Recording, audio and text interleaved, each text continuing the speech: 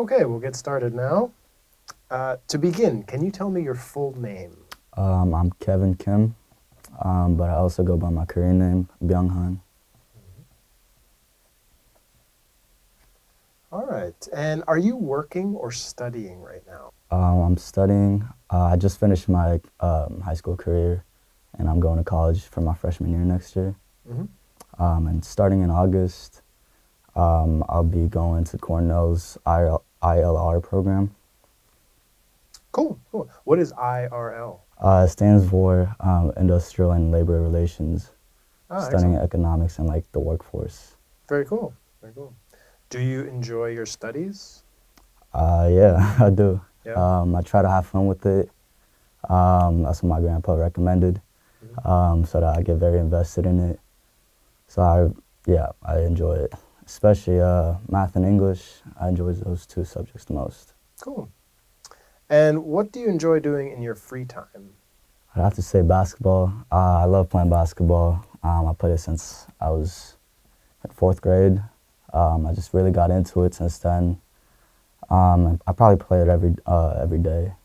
Um, Other than that, I like reading books, um, just novels. Also about like economics. I just like learning new stuff. Cool. And what is your hometown? So I have two. I was born in Ann Arbor, Michigan, Mhm. but I only stayed there for a year and I have no recollection of it. But I also consider Seoul my hometown Mhm. because I've lived here the longest. Cool. And we can just talk about Seoul. Okay. What do you like about Seoul? I'd have to say the people. Although they're busy, they're very nice people. And they're very hardworking, and I respect that about them. Also, I like a few locations. I like Rodeo. Um, it's a very vibrant place. I have a lot of fun there, and also Hangang Park. And after a hard working day, I just go there and relax with my friends. Good. And what things do you not like about it? I'd have to say, because the population and how packed it is. It's like when I want to ride the subway at like 6 p.m., which is the peak of traffic. I hate it. I hate being pushed around, sweating. Yeah, the population, I have to say. Sure. Okay, now we're going to talk about friends. Okay. What kinds of people do you like to make friends with? I'd say people that like to joke around a lot, and people who like sports, specifically basketball. I think I just mess around with them a lot. Um, and I mean, I don't narrow down the people I hang out with. I like hanging out with different types of people. Whether they're gamers, whether they're athletes, it doesn't matter to me. Mhm. Cool. And do you think you are a good friend for other people? But I like to say so, yeah. I take care of them. I'm nice to them. I keep it real with them. So yeah, I do consider myself a good friend to them. Sure.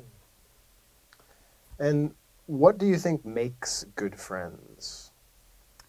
In terms of like characteristics, I'd say loyalty, um, and being genuine. I think those two are the most important ones for me, at least. Hmm. And do you keep in contact with friends from your childhood? Yeah, my friend group right now in Korea, they consist of around 10 people. Five of them, I was friends with them since the first grade, or maybe even before.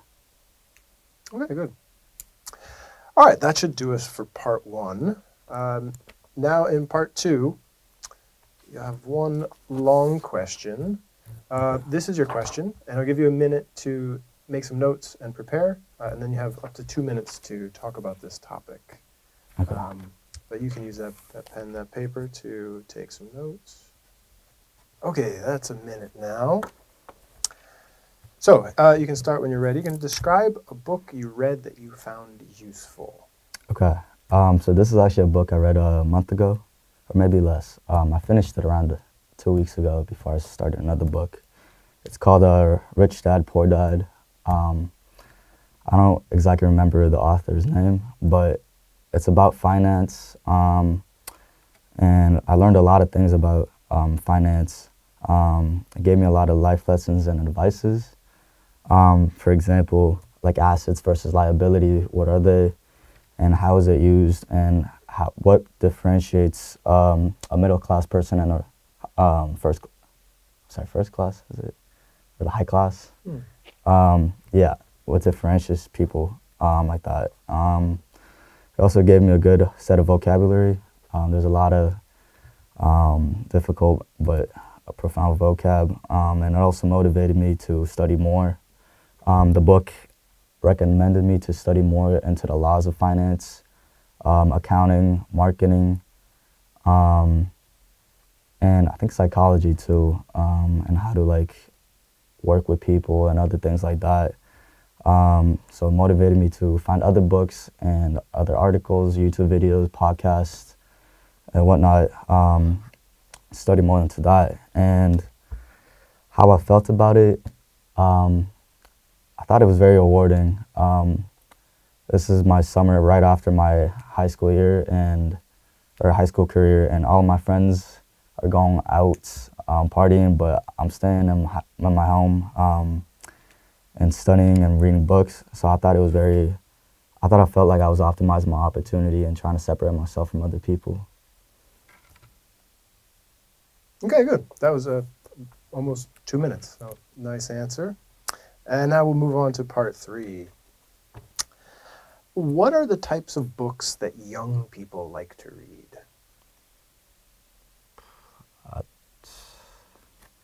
I don't know. I don't really see a lot of people reading books these days. I think people rather rely on podcasts and YouTube videos, or even movies or TV shows. But if I had to say, I guess novels. I think novels are the most fun, the most interesting ones.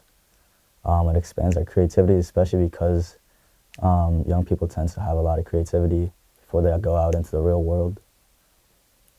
Okay, good. And what's the difference between the reading habits of old people and young people? Oh, I think that's a tough question, but I'd have to give it a thought. I haven't really seen a lot of old people read books, but I don't really know about their habits. But I guess young people tend to rush things.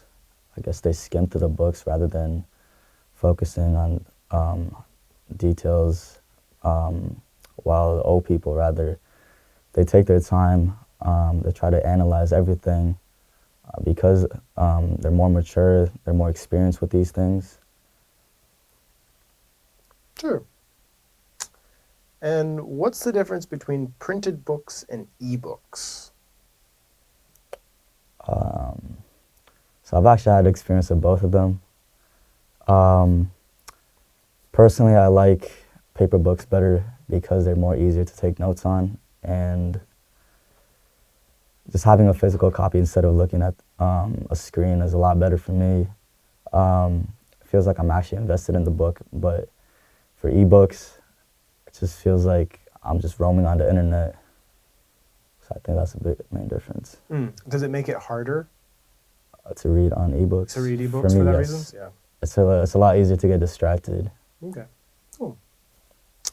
And final question.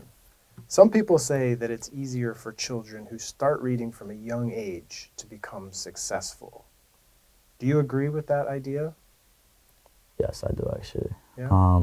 So I've had people, I met people that have read books since they were very young, and their vocabulary is very extensive. They're great at writing. I feel like when you start to read younger, your mind's more malleable, and you start to pick up things more faster, and you just get used to it faster.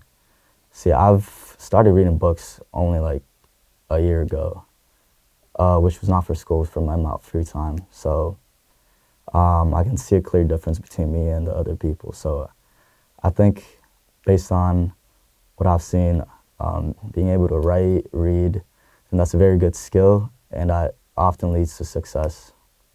Okay, good. Good. Well done. We've made it to the end. And now we can go through some feedback. So overall, this is a really strong test. As you're probably aware, the IELTS is scored on 4 categories. There's fluency and coherence, pronunciation, vocabulary, and then grammar. In thinking of your test here, the first 2 categories are very strong, fluency and pronunciation. Really no pauses other than to think of a word, and your accent is shows that you've spent some time in the U.S. It's just natural. So those are really good. You can't really make any improvements there. Your vocabulary and grammar are also very good. There were only a few things that that might have jumped out where there was an opportunity to either use a more advanced word or you weren't quite sure what that word was. The first class question in part 2, where you're thinking of lower, the proper one there is lower and upper class. Oh, yes. Rather than first or second class. So getting those more advanced words just perfectly attuned in terms of accuracy. There was a point in part 2 where you used advices, but advice is something that we can't count. So if you need to say the plural form of advice would be like lots of advice, but not advices. There was another point, I guess, in part 1 when you were discussing the population of Seoul. I meant to say density. Yes, that's actually the word. Yeah. the word there, the really advanced word that I think would have fit is density. Yeah. You know it, but being comfortable using it in this testing format would be really the only thing to work on. And maybe one final note: some of your answers in part 3 were good, and I think the last one in particular was good. Some of them were a little short. Those are hard questions. They're supposed to be hard. You're supposed to think broadly about them. But if you can, giving like a paragraph level answer, where you kind of have a main idea and you elaborate and explain, is a good way to increase your score slightly. But like I said, this was a really good test. You did very well. I would estimate your score at 8.5 for today. What is it, out of 10? It's out of 9. Oh, so okay. 8.5 is very good. Nice. These tiny little things related to mostly vocabulary are sort of the way forward. But anyway, good luck in your studies. And thanks for coming in. All right, thank you.